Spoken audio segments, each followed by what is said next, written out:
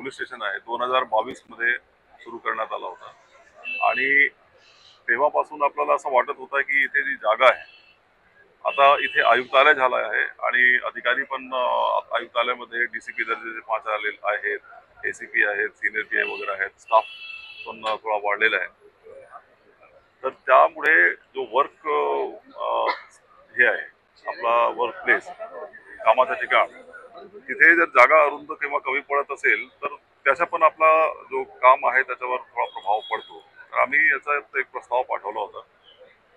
इथे पीडब्ल्यूडीच्या माध्यमातून जे लोकप्रतिनिधींची निधी आहे त्याचा वापर करून या ठिकाणी एक नवीन वास्तू बांधण्यात आलेली आहे।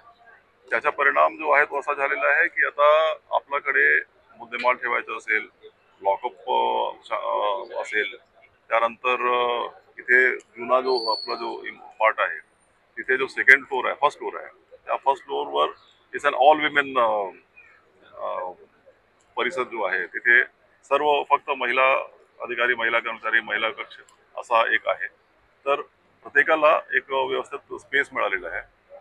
तसेच आपले धोरण असे आहे की आपले जे आयुक्तालय आहेत या ठिकाणी ज्या ठिकाणी आपल्याला स्पेसचा प्रॉब्लेम असा वाटतो आणि किंवा थोडासा असं वाटतं की ते डागडुगी किंवा दुसरं काही नवीन कार्यालय करणे, ते पण आपण बरेच ठिकाणी करतोय, करणार आहोत।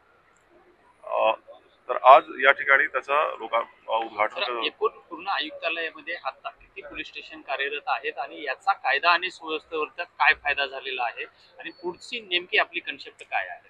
आयुक्तालय जेव्हा सुरू झाला होता तेव्हा आपल्याकडे 13 होते ना पोलीस स्टेशन होते। नंतर 3 दातेसाहेबांच्या काळात सुरू झाले, आता माझ्या काळात पण 3 सुरू झालेले आहेत।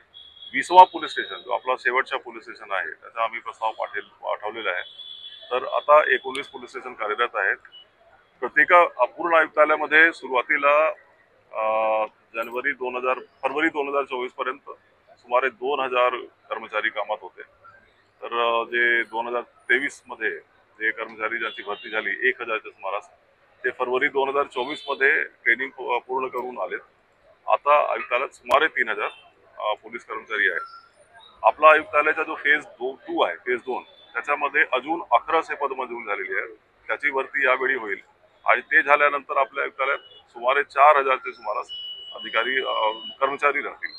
आणि तसेच प्रत्येक पोलीस स्टेशनमध्ये लोकांचा कॉल अटेंड करण्यासाठी किंवा रिस्पॉन्स देण्यासाठी आपल्याकडे जे गाड्या आहेत त्या पण थोडा कमी होत्या, परंतु आता प्रत्येक पोलीस स्टेशनला 2 नवीन गाडी किमान तर आहे आणि अजून 3 आहेत, मोटरसायकली पण आहेत आणि प्रिझन व्हॅन किंवा दुसऱ्या ज्या मोठ्या गाड्या आहेत, ट्रूप मुवमेंट कॅरियर जेव्हा आपण म्हणतो टीसीव्ही ट्रूप कॅरियर व्हेकल, ते पण सध्या मोठ्या संख्येत आपल्याकडे आहेत। तर मीरा भाईंदर सह वसई विरार ही वाढती लोकसंख्या आहे। 2 राज्यांना जोडणारी जी सीमा आहे ही मांडवीपासून हद्द सुरू होते आणि मोठ्या प्रमाणात गुन्हेगारी असेल, कायदा सुव्यवस्थेचा जो प्रश्न असेल, कारण बाहेरची लोक सुद्धा आपल्या हद्दीमध्ये मोठ्या प्रमाणामध्ये येत असतात। अशा वेळी आपण नेमकी अशी ठोस अशी कुठली पावलं असे उचललेले आहेत का की ह्या सगळ्या गोष्टीवर निर्बंध असतील? तर आपलं इथे जसं हा मांडवी पोलीस स्टेशन सुरू झालेला आहे, पेल्हार पोलीस स्टेशन सुरू झालेलं आहे आणि आपला जो शेवटचा जो पोलीस स्टेशन आहे तो पण याच परिसरात आपण प्रस्तावित केलेला आहे।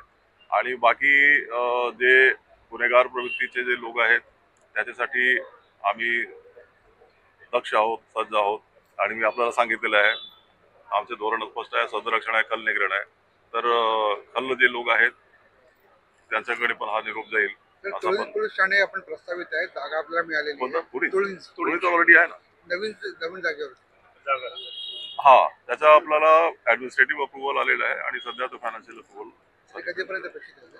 आम्ही करतोय, पाठवा करतोय। सर, आपण पोलीस ठाणे वगैरे एकदम स्ट्रेंथ वाढवलेली आहे, पण समाज माध्यमावर म्हणजे ट्विटरवर आपण नाहीये, या संदर्भात काय आपण करणार आहोत। आपला एक जो ब्लू टिक जो आपण करतो ते करून येत्या 7-8 दिवसात होईल।